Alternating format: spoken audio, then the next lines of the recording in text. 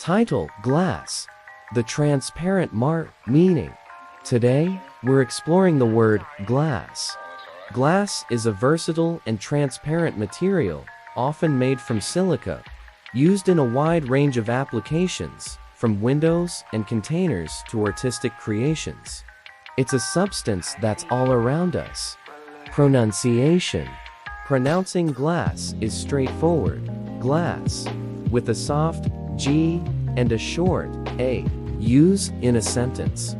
For example, the glass windows of the building allow natural light to flood the room, creating a bright and inviting atmosphere. Importance. Glass is a crucial material in architecture, design, and various industries. Its transparency and versatility make it an integral part of our modern world. Conclusion. In summary, glass is a word that symbolizes transparency, creativity, and the endless possibilities of this remarkable material.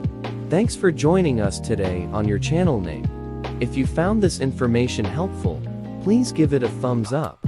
And don't forget to subscribe for more educational and informative content.